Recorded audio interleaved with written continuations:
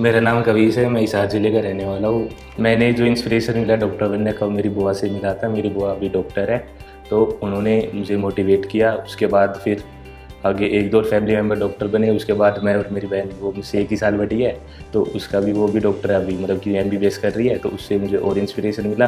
तो उसके बाद मेरी फैमिली बहुत सपोर्टिव रही। उन्होंने ऐसा कुछ प्रेशर नहीं बनाया कि डॉक्टर बनना है, वो बनना है। तो बस मुझे इंस्पिरेशन मिल चुका था कि डॉक्टर बनना है, तो फिर मैं डॉक्टर बनने की तैयारी में लग गया। अल्टरनेट करियर चॉइस मेरा इंजीनियर ही था, क्योंकि मैं मैथ में बहुत अच्छा था, मैथ में इंटरेस्ट भी था मेरा। पर डॉक्टर मुझे इंजीनियर से ज़्यादा भाता था, अच्छा लगा, तो इसलिए मैं बन गया डॉक्टर। मैंने आकाश का बहुत ज़्यादा नाम सुना है, और यहाँ पे जैसे सुना था वैसे ही हुआ। यहाँ के टीचर बहुत अच्छे हैं। ये जो डाउट काउंटर पे टीचर बैठते हैं सेम ही टीचर होते हैं, तो आपके डाउट भी वही ले रहे हैं जो आपको पढ़ा रहे हैं। तो इसके साथ भी आकाश में आपको रैंक का पता चल जाता है कि ऑल इंडिया आपकी रैंक कितनी चल रही है। और आकाश के पिछले साल के मैंने रिजल्ट देखे, तो सबसे अच्छे आकाश के ही रिजल्ट है, और अब की बार भी लगता है ऐसा ही है। एंड पे आकाश का स्कॉलरशिप एग्ज़ाम है, ये मैंने हर जगह ही सुना है। पहले जैसे ये करा रहे हैं, टीचर करा रहे हैं, वैसे वैसे चलते जाओ। तो ये क्या होता है, पहले साथ की साथ मान लो चैप्टर करा रहे हैं, तो साथ ही साथ मॉड्यूल करते रहो, ट्यूशन करते रहो, और जितना आप खुद से या फिर सर से और से ज़्यादा से ज़्यादा स्टडी मटेरियल मांगते रहो, तो उसको करते रहो। अब जैसे जैसे टाइम बीतता जाएगा, तो उसके बाद आते हैं हमारे लास्ट के 4-5 महीने।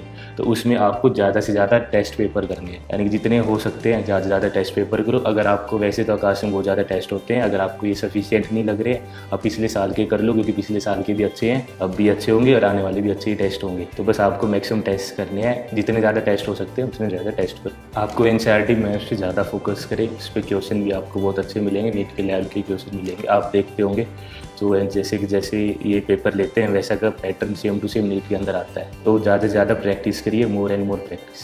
तो जैसे कि हमें पता है कि बोर्ड्स और नीट के अंदर 3 सब्जेक्ट तो सेम ही है, तो उनका तो सिलेबस सेम है। तो जैसे तुम बोर्ड की रिवीजन करोगे, NCERT पढ़ोगे, तो आपकी नीट की साथ ही साथ रिवीजन हो जाएगी। दिक्कत आती है 2 सब्जेक्ट में, तो एक्स्ट्रा आपने कौन से ले रखे हैं।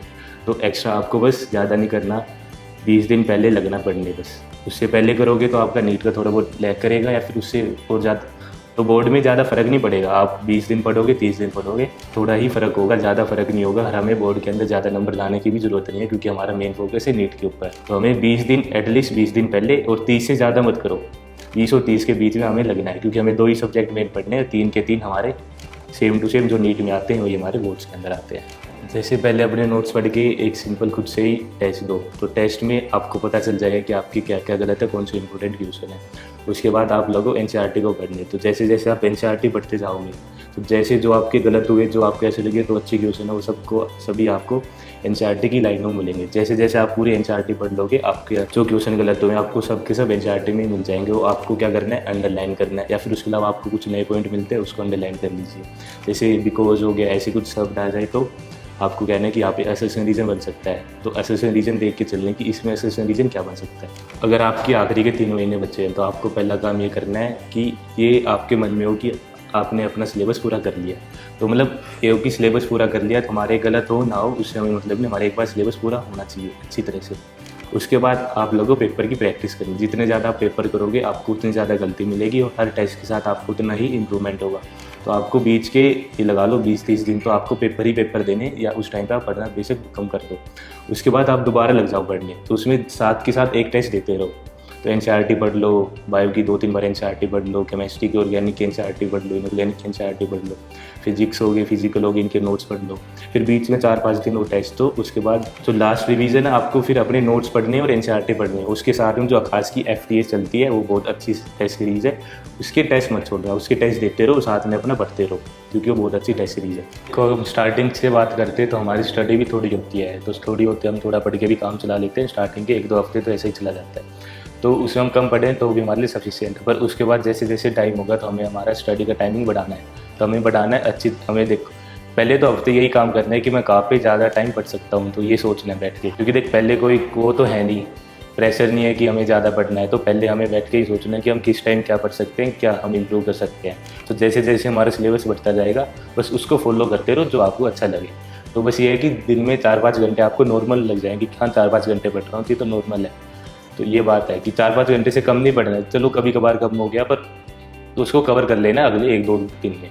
और कई बच्चों को कई बार बैकलॉग हो जाता है, तो उसको कवर करें, अपने आप करें, या फिर आकाश में तो टीचर ही करा देंगे, आपको उसकी टेंशन लेने की ज़रूरत नहीं।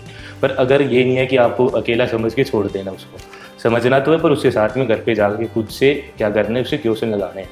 तो क्वेश्चन लगाने के बाद ही आपको ये मानना है कि आपका बैकलॉग कवर हो गया है, वरना नहीं मानना है। टीचर यहाँ पे बहुत सपोर्टिव है। तो यहाँ पे अगर आप मान लो कि आप यहाँ पे आकाश के सेंटर पे नहीं आ पा रहे हो, तो आप टीचर को व्हाट्सएप करके आपको क्वेश्चन बता देंगे वो। ऐसी कोई इसमें कोई दिक्कत नहीं रहेगी, आपको कोई दिक्कत नहीं रहने देंगे अगर आपकी कोई डाउट है तो मतलब टीचर बहुत अच्छे हैं, तो वो भी बहुत अच्छा ही रहा होगा।